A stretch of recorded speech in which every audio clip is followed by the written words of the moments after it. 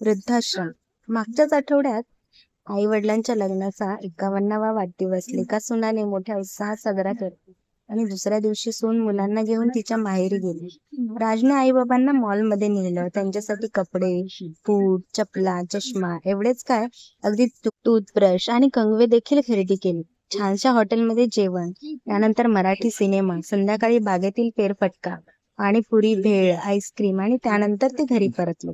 एकंदरीत दिवस खूपच छान गेले. राज, किती खर्च करतोस रे आमच्यावर? न राहून आईबाबांनी विचारले. 2 दिवस आपल्याला पाचगणी महाबळेश्वरला जायचं आहे आणि त्यानंतर साताऱ्याला. राजने त्यांचा प्लॅन आईबाबांना सांगितला. पुढील 2 दिवस राज आणि आईबाबा पाचगणी महाबळेश्वरला मनसोक्त भटकले. रात्री न राहून आईने विचारले, राज, आता उद्या साताऱ्याला कशासाठी जायचंय? आईच्या या प्रश्नाला उत्तर देणे राजने शिताफीने टाळले. उद्या लवकर निघायचं आहे असे म्हणून राज त्याच्या रूममध्ये गेला. तितक्यात फोन वाजला. राज त्याचा फोन आईबाबांच्या रूममध्ये विसरला होता. फोन नेहाचा होता. फोन घेताना आईकडून चुकून फोन स्पीकर मोडमध्ये टाकला गेला. फोनवर नेहा विचारत होती, राज, ठरल्याप्रमाणे शॉपिंग झाले, पाचगणी महाबळेश्वर दर्शन झाले. आता पुढचा प्लॅन म्हणजे आई बाबांना उद्या सकाळी साताऱ्याला वृद्धाश्रमात नेणे. सकाळी 10 वाजेपर्यंत पोहोचायचे आहे, पण त्यांना शेवटपर्यंत कसलीही कल्पना देऊ नकोस. Keep it total secret. नेहाने फोन ठेवला. नेहा जे बोलली ते खूपच धक्कादायक आणि अनपेक्षित होतं. अचानक असा निर्णय का? कशासाठी? आपलं काही चुकलंय का? निर्णय पोटच्या गोळ्याचा की सुनेचा?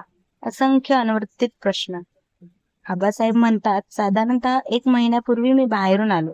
त्यावेळी राज त्याच्या मित्रासोबत गप्पा मारत होता. वडिलांना वृद्धाश्रमात ठेवल्यामुळे घरातील कटकटी कमी झाल्या आणि शांतता निर्माण झाली, असे राजचा मित्र राजला सांगत होता. आई म्हणते, मी पण ऐकले होते. अहो, पण राजच्या मित्राचे वडील जागेवर उठूही शकत नव्हते आणि त्यांचं सर्व आवरायला लागायचं. घरातल्या सर्वांना त्रास व्हायचा. आपलं तसं नाही ना हो. आपण आपलं सर्व काही करतो. शिवाय तुम्ही मुलांना शिकवता, त्यांना शाळेत पोहोचवता, शाळेतून घरी आणता. मी देखील नेहाला स्वयंपाकात आणि घरकामात शक्य तेवढी मदत करते. का आला असेल आपला कंटाळा त्यांना? मागच्या आठवड्यात कांदा कापताना माझे बोट कापले, तेव्हा नेहाने पटकन ड्रेसिंग करून दिले, त्यावर पट्टी बांधली आणि मला सांगितले, आता तुम्ही आराम करा, अजिबात काम करू नका. खूप प्रेमळ आहे हो नेहा. आबासाहेब म्हणतात, राजशी खूप प्रेमळ आहे. मी भाजी आणायला त्याच्याबरोबर जातो तेव्हा राज कधीही मला पिशव्या उचलू देत नाही. रस्ता ओलांडताना माझा हात धरतो. खूप काळजी घेतो माझी. मागच्या वर्षी मला थोडा ताप आला तर रात्रभर उशाशी बसून होतो. आई म्हणते, 2-3 आठवड्यांपूर्वी नेहाला तिच्या मैत्रिणीशी बोलताना मी ऐकले, नेहाच्या बहिणीसाठी पुण्यातील स्थळ बघायला सुरुवात करणार आहेत. कदाचित त्यामुळे आपली अडचण निर्माण होईल, म्हणून आपली रवानगी वृद्धाश्रमात होत असेल. आबासाहेब म्हणतात, अगदी तसेच असेल. तर काही दिवस आपण तुझ्या भावाकडे आणि काही दिवस माझ्या बहिणीकडे राहू. आई म्हणते, वृद्धाश्रमात चांगली व्यवस्था नसते, अस्वच्छता असते आणि खूप हाल होतात असं मी ऐकलंय. उद्या सकाळी राजला विनवणी करून काही मार्ग निघतो का बघायचा का? आबासाहेब म्हणतात, नको नको. याचना करून काही प्राप्त करण्यापेक्षा ते न मिळालेलंच बरं. चला, उशीर होतोय, झोपूया. उद्या सकाळी लवकर उठायचंय आणि आपल्याला आपल्या अखेरच्या घरी म्हणजे वृद्धाश्रमात जायचंय ना. आलिया भोगासी असावे साधारण, म्हणत आई आणि बाबांनी मनाशी गाठ बांधली. राज आणि नेहाचा प्लॅन अर्थात कटकारस्थान आपल्याला समजलं आहे की अजिबात दाखवायचे नाही. जे होतंय त्यात समाधान मानायचे. प्रयत्न करूनही दोघांना झोप येत नव्हती. दोघांचा संवाद चालूच होता. आई म्हणाली, एक विचारू? आबासाहेब म्हणाले, विचार. वृद्धाश्रमात आपल्याला भेटायला राज कधी येईल का? निदान नातवाच्या वाढदिवसाला तरी आपल्याला त्याच्या घरी येता येईल का? राहायला नव्हे, फक्त त्याचं कौतुक सोहळा बघण्यासाठी. आपण तिथे राहायचं नाही, मुक्काम करायचं नाही, अगदी जेवणही नाही करायचं, फक्त आशीर्वाद देऊन परतायचे. राज, नेहा आणि नातवाशिवाय राहण्याचा विचार हो केला जात नाही माझ्याकडून. अजून एक विचारू? तुझा एक कधीच संपत नाही. विचार विचार. निदान आपण गेल्यावर आपल्याला अग्नी द्यायला तरी येईल का हो राज? येईल राज, नक्की येईल. तो तितका कठोर नाही. शेवटी पिढा कायमची गेली, सुटलो एकदाचा, म्हणून तरी आनंदाने येईल. मी सांगतो ते आई. जर मी प्रथम गेलो आणि राज आला नाही तर तू मला अग्नी दे, आणि तू प्रथम गेलीस आणि राज आला नाही तर मी तुला अग्नी दे. जर आपण दोन्ही एकाच वेळी गेलो तर?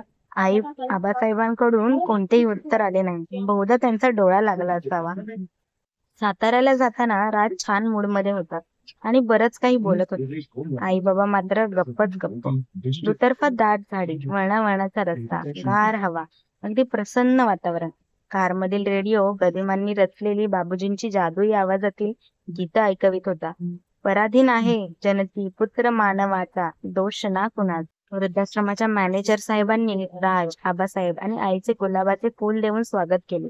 संपूर्ण वृद्धाश्रमाला एक राऊंड मारून ते सर्व मॅनेजर साहेबांच्या केबिन मध्ये विसावले. हिरवीगार झाडी, भव्य पटांगण, सुसज्ज कॉन्फरन्स हॉल, मीटिंग रूम, प्रशस्त आणि हवेशीर राहायला रूम्स. वृद्धाश्रम खरोखरच सुंदर होतं. वार्षिक फी 1,00,000 प्रत्येकी समोरच्या बोर्डवर लिहिले होते. चहा पिता पिता मॅनेजर साहेब म्हणाले, सर्व तयारी झाली आहे, चला आपण जाऊया. आई बाबांनी मन घट्ट केले. मीटिंग रूम मध्ये 25 ते 30 लोक जमले होते. राज पुढे आला आणि म्हणाला, हा वृद्धाश्रम माझ्या आई वडिलांना खूप आवडला, हो ना? राजने आई बाबांकडे पाहिले. डोळ्यातील अश्रू लपवत आई बाबांनी यांत्रिकपणे मान डोलावली. राजने आई बाबा दोघांना पुढे बोलवले आणि त्यांच्या हातून मॅनेजर साहेबांना 2,00,000 रुपयांचा चेक दिला. टाळ्यांच्या गजरात आई बाबांचा खुंदका कोणालाही ऐकू गेला नाही. मॅनेजर साहेब निघतो, राज म्हणाला. राज बेटा सावकाश जा, सांभाळून गाडी चालव आणि घरी पोहोचल्यावर फोन कर. आई बाबा म्हणाले. हे काय आई बाबा, मला एकट्यालाच पाठवताय? राजने विचारले. म्हणजे आम्ही यायचे? खात्री करून घेण्यासाठी आई बाबांनी विचारले. अर्थातच, राज उत्तरला. आणि ते 2,00,000 रुपये वृद्धाश्रमाच्या फीचे? आई बाबा दोघे एकाच वेळी एका सुरात म्हणाले. छे छे, ते तर तुमच्या 51व्या वाढदिवसानिमित्त तुमच्या हस्ते वृद्धाश्रमाला दिलेले देणगीचे. चला, आपल्याला परत पुण्याला जायचंय, राजने उत्तर दिले. आई बाबांसाठी हा सुखद धक्का होता. परतीचा प्रवास सुरू झाला आणि तितक्याच नेहाचा फोन आला. राज, कसा झाला कार्यक्रम? लवकर परत ये. मी आणि मुलं तुझी आणि आई बाबांची वाट पाहत आहोत. आणि हो, येताना शिरवळा, आईची आवडतीची भाजी आणि बाबांचा आवडता बटाटे वडा खायला विसरू नका. नेहाचे फोनवरील बोलणे ऐकल्याने झालेला गोंधळ मिटला होता. परतीचा प्रवास खूपच सुखकर होता. नातवापासून ताटातूट होणार नव्हती. घर सुटणार नव्हते. सुनेचा आणि मुलाचा सहवास लाभणार होता. हरवेल असे वाटणारे सुख अबाधित होते. कारमधील रेडिओ मस्त गाणं ऐकत होता. मला सांगा, सुख म्हणजे नक्की काय असतं? काय पुण्य असलं की ते घर बसल्या मिळतं. अशाच अनेक गोष्टी ऐकण्यासाठी आमच्या चॅनलला लाईक, शेअर आणि सबस्क्राईब करायला विसरू नका. धन्यवाद.